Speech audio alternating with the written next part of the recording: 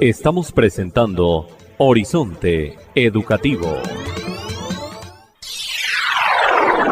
Juan Antonio Rodríguez Beltrán es Horizonte Educativo.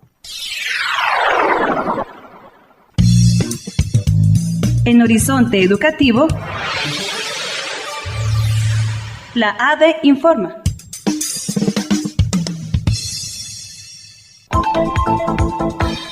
Nos acompaña en esta oportunidad para presentar información de la Asociación Distrital de Trabajadores y Trabajadoras de la Educación ADE, el vicepresidente, el profesor Raúl Alfredo Vázquez Arias y coordinador de Derechos Humanos. Profesor Raúl, muy buenos días y bienvenido una vez más a Horizonte Educativo. Gracias por seguirle madrugando a la educación y como siempre a los temas sindicales. Buenos días, Juan Antonio, y gracias por la invitación a su programa Horizonte Educativa. Aquí estaremos pendientes de todas las invitaciones que nos haga para dar nuestro informe sindical, nuestro informe de la Asociación Distrital de Trabajadores y Trabajadoras de la Educación ADE. ¿Cuál es ese saludo que envía usted hoy a los maestros, a las maestras, a los directivos docentes orientadores y a todo el personal que trabaja en el sector de la educación en medio de la pandemia? Juan Antonio, quiero iniciar haciendo llegar mi saludo solidario a todos los compañeros, a todos los profesores, a todas las familias del magisterio, a la comunidad educativa que han tenido pues en estos momentos que padecer tristezas, preocupaciones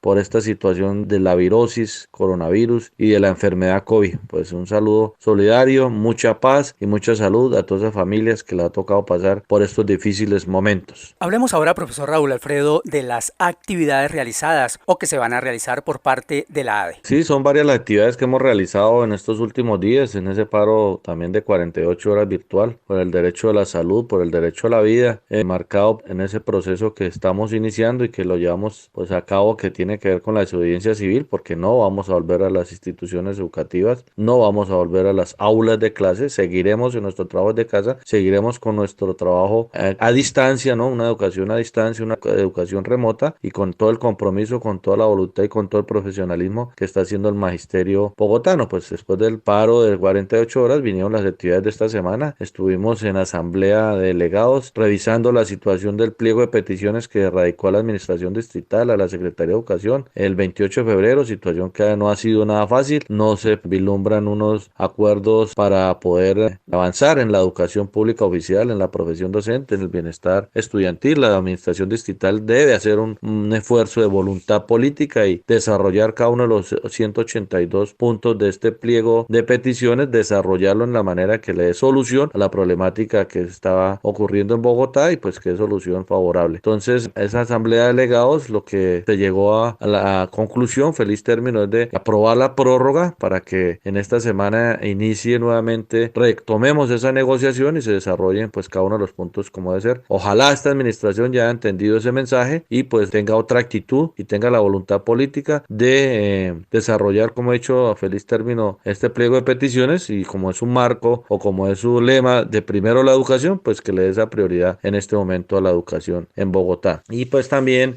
hicimos unas actividades el jueves anterior que tiene que ver con los decretos, tanto nacionales, la circular del Ministerio de Educación, la circular 11 y el decreto 193. En Bogotá, pues ya colocándole una fecha a retorno a la institución educativa. Nosotros seguimos insistiendo que no hay ninguna condición favorable para evitar epidemias de la comunidad educativa, para evitar ese contagio. Entonces, no vamos a regresar a las instituciones educativas, pero también enmarcamos esto con una reunión muy interesante con rectores y coordinadores, con cuerpo directivo docentes. También hicimos una rueda de prensa y también un Facebook Live con personas que dan sus opiniones y conceptos en respaldo al no retorno al colegio. Estuvo pues el concejal Celio Nieves Herrera, el presidente FECODE, el presidente de la ADE, estuvo también las personas de FECODE, asesores jurídicos legislativos, dando una orientación jurídica sobre esta situación. Entonces son elementos que nos dan para poder seguir en los colegios, organizarnos y hacer una unidad de acción pertinente con la situación del no retorno y para que organicemos el Consejo académico, consejo directivo, como pues lo voy a mencionar más adelante cómo va a ser esa tarea, pero entonces eso fue lo que hicimos en esta semana y pues estamos pendientes a las demás actividades de la semana entrante, dando las orientaciones, acompañando a las instituciones educativas en las reuniones, orientando a los consejos académicos, consejos directivos, los consejos de padres y los consejos de profesores, que son importantes porque vamos a hacer uso pues de muchas situaciones de la autonomía escolar para poder llevar a cabo esta resistencia para evitar ese contagio masivo. Primero la salud, primero la vida.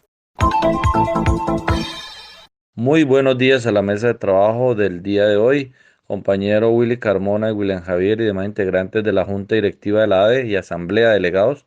Un buen día a todos los docentes, directivos docentes, orientadores y orientadoras, personal administrativo de servicios generales, estudiantes y padres de familia. Bueno, y en este marco de la situación de no retorno a las instituciones educativas, en la cual estamos organizándonos con una unidad de acción con docentes, directivos docentes, estudiantes, padres de familia y demás miembros de la comunidad educativa para rechazar esa circular 11 y también lo contemplado en el decreto 193, que siguen insistiendo irresponsablemente de manera inconsciente el regreso a las instituciones educativas para propiciar un contagio masivo. Entonces, ante estas situaciones, en esta unidad de acción orientamos pues esa desobediencia civil, pero también orientamos a organizarnos en los consejos de maestros, en el consejo académico, el consejo directivo, con los padres de familia y estudiantes, para rechazar y para no admitir